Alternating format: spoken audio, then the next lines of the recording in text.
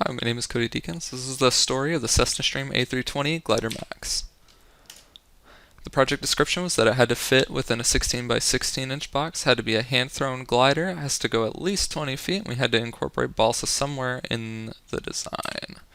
The first decision I made was to go with a non-standard airfoil, or well, a standard airfoil, just not cut out of the regular balsa. This was to increase lift at the expense of a little drag, as well as I just wanted some experience in actually wrapping a wing with the airfoil. So to pick the wing shape, I considered three options. A rectangular wing was the best to include the airfoil just because of ease of manufacturing. Incorporating an airfoil to an elliptical or tapered wing in this project would be just too hard. Rectangular wing, the only downside is that it has a little more induced drag, but with the extra lift that we're getting out of the airfoil, I felt like it was the proper decision. So what type of airfoil were we going to use? The research suggested that an asymmetric positive camber airfoil would be best to generate lift at low speeds. However, basically if we have too much camber, it would increase the drag too much. To pick a specific one, the RC plane forums that I took a look at suggested the TLAR method. That looks about right.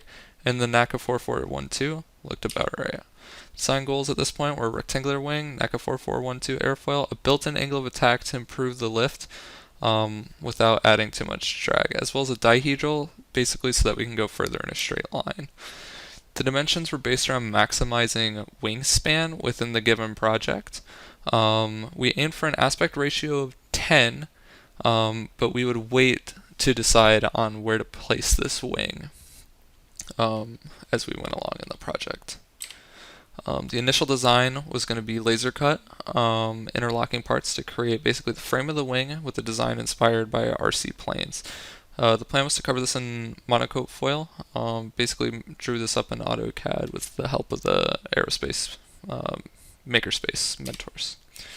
Here's a laser cutter. It's going in. It took a few passes to kind of get everything, but as you can see, the issue we ran into is that the laser cutter isn't perfectly precise. So basically it cut too close to these corners, which caused this to basically crumble during assembly. This was just kind of impossible to work with, so we had to come up with a different iteration. I was also concerned that the wing area with a 1.59 inch chord length would not be enough to basically provide enough lift force to lift the thing. So we extended the chord length. Also to strengthen this, we also got rid of the inner cutout because we wanted more weight on the wing to move that center of gravity forward, as well as just keep this as strong as possible during flight. The wing frame was basically just glued together with these beams. They did have a warp at the end, but my research suggested that if you soak them in water and let them dry while bent into the into the shape that you want, that they would kind of go back to normal, which they did for the most part. The next step was covering the wing in monocoat. The thing about this is the heat shrink kind of needs a rigid leading edge to work properly, so we got this really bad shape and we had to choose a new wing material.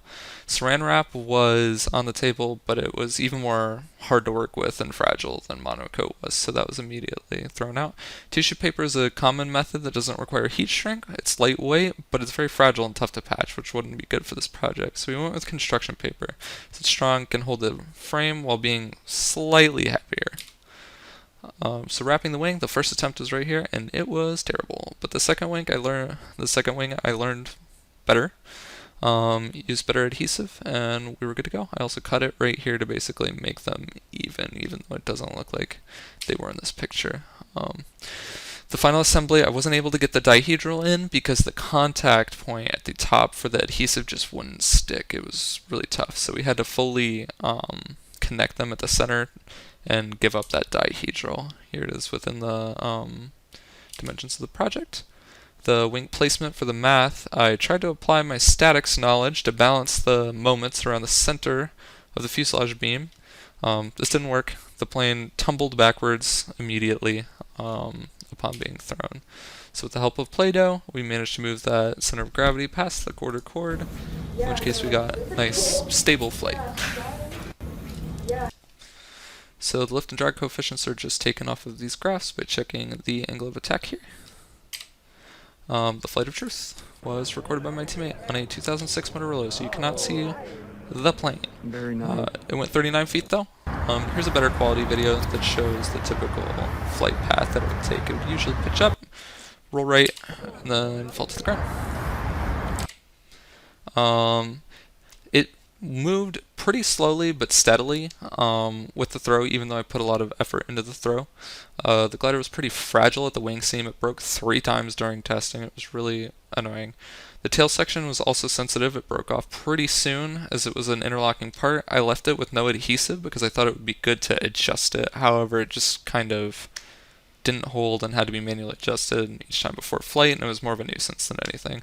It consistently reached around 30 to 35 feet. The longest test flight was around 50 feet, immediately before it broke the wing and then never reached that point again after being fixed. Resources were here: airfoil tools, FAA, NASA, and then the RC plane forums.